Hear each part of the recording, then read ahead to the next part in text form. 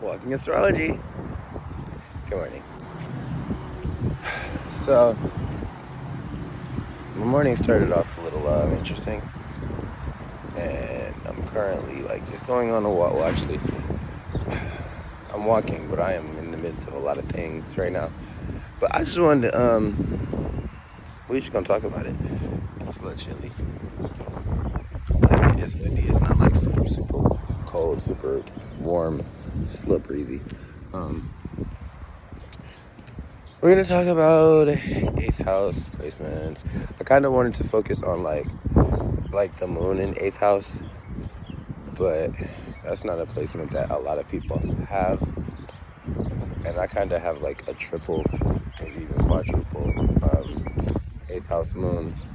I'm a moon in Scorpio in the 8th house, conjunct Jupiter, which makes everything bigger. And then also Pluto in Scorpio in the 9th house. But, yeah, so I'm very Plutonian. And I wanted to talk about kind of just what it means to be Plutonian, I guess. Or what's the word for it? Everybody is yelling at me. Intense. Scary. No, I don't know. But, okay, so I don't mind my face. I'm a little puffy.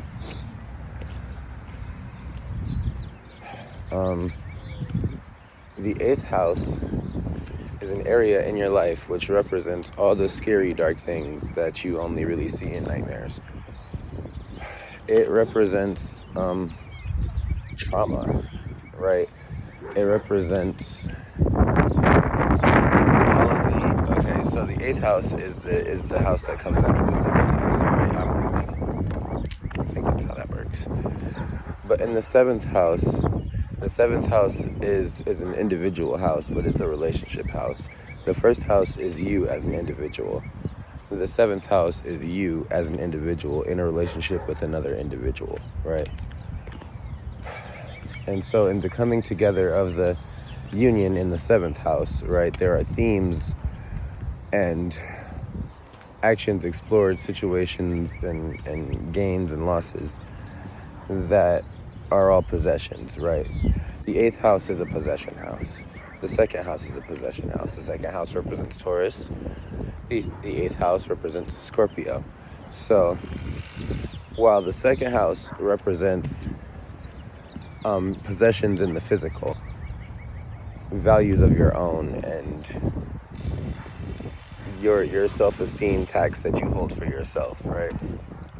The 8th house explores the themes of the values and possessions intangibly, emotionally, and privately between two people in a relationship. The things that come out between two people in a relationship that nobody else sees, because these are things specifically for those two people in that relationship, right? So it's very emotional. It's very under the surface. It's very like Michigan 6% sales tax. It's just a lot of things.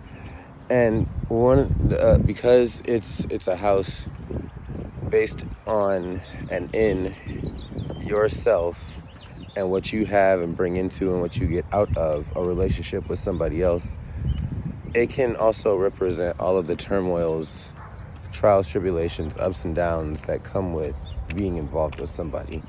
I have an 8th house moon. Moon represents the mother. Sun represents the father. Because I'm a Capricorn, for me that also means that the father is represented by both the 10th and 11th houses and Saturn, Uranus a little bit, and also Mars are all father signs. And then for Venus is my mother, Pluto, Neptune, and those types of things, right? So, and Cancer is important too. Me being a Capricorn sun, Cancer and Taurus themes are pretty big, and being a Scorpio moon, Taurus, Cancer, and Pisces things are pretty huge themes. So one thing that I've learned about being an 8th house moon, about being a moon in Scorpio, about having heavy 8th house placements, is that it can allude to or lead to or amount to a very large amount of like karma, pain, trauma, darkness, depression, nightmares, bad relationships with your close ones sometimes. Like not necessarily bad, but just very intense in a way of like, if it's good, it's great, it's amazing. If it's bad, it's the world is ending type things. And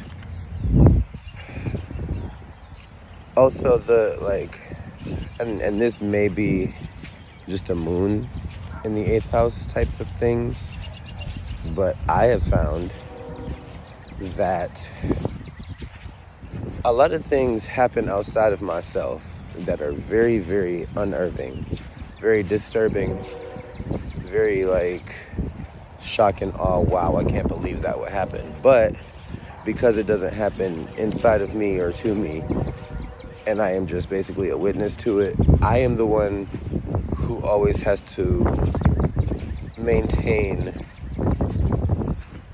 emotional stability, emotional level-headedness, not necessarily being calm all the time, but just being resolute in my own feelings, to know that, okay, no matter what is going on outside of me or how you might feel, I know how I feel. And as long as I am not changing how you feel, you can't change how I feel. And sometimes I can change how you feel without changing how I feel. But it's very important for me, just me being me, to always kind of have a grip and a handle on myself, because my emotions can be explosive. And it's just, I guess, I don't know, this might just be a little like tidbits of advice or something, but like, I'm feeling very Kelly Clarkson right now. What doesn't kill you makes you stronger. Stand a little taller. Doesn't mean I'm lonely if I'm alone, and all that good stuff, right? So it's like, and then I feel like Jill Scott sometimes, like I'm taking my freedom, putting it in my stroll. I be high stepping, y'all, letting the joy unfold. I'm living my life like it's golden. But there are a lot of ways to kind of help like smooth over and knock off some of them hard edges and corners and cuts off of your 8th house placements. My biggest tool for success so far has been meditation, gratitude, calm, peace, quiet. Being able to separate mentally from the chaos. And sometimes even being able to embrace the chaos and turn it into something beautiful, right? Not always easy to do.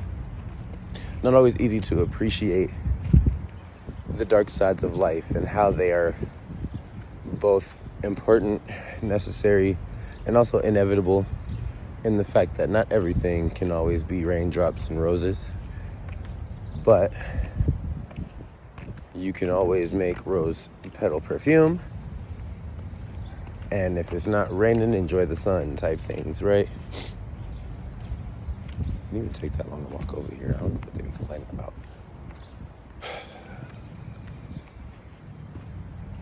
But yes, that was these are 8th house themes. Now, I have 2 stelliums. I have an 8th house stellium, 3 planets in the 3 planets in Scorpio, transiting my 8th and 9th houses. So like 8th house cusp, 9th house. 9th house cusp, stellium. So I have a ninth house cusp stellium. And even if it were just the two planets, I would still kind of consider it a stellium just because it's a moon in Scorpio, it's an 8th house, and it's a Jupiter in Scorpio. Jupiter makes everything bigger. So I would consider it a stellium even if Pluto wasn't there. But Pluto, Scorpio, and the 8th house all together, that's like triple Scorpio for me. But then I'm also an 11th house stellium. I don't have any other placements really. Besides I have one 7th house placement, 2 8th house placements, a 9th house placement, 6 or 7 11th house placements, and then 1 12th house placement. So I'm a very private person. But because most of my placements, planets, aspects to me are in the 11th house, right? That means I seem friendly. I'm very intelligent. I'm a networker. And with that being said, that means basically that even though I am a loner, a private person who likes to enjoy time by myself, that's not something I get very often because everything I do has to do with something dealing with somebody else in life. And people flock to me. And it just be like, ew, people. But you gotta love it. Because apparently this is my my path in life. For that when the people flock to me that I have an answer for something. And my 8th house moon does not disappoint. But this is the point of the video where I would just like to say thank you. You're wonderful. Could not do this without you. And continue checking out my content. I am here for you. And I am glad that you are here with me. And so with that being said, I love you. Stay tuned. Watch another one. Subscribe. You're amazing. And you're unstoppable. You know what it is. Blah, blah. I don't know the words. Because you can be what you want. Something, something. Something, something. And I am on my throne. But, alright. Here we go. Don't mind me. I make it through life. A singings, and a feel good. It feels good. Yeah. It feels good. I'll be alright. We might be gone long. Thank you.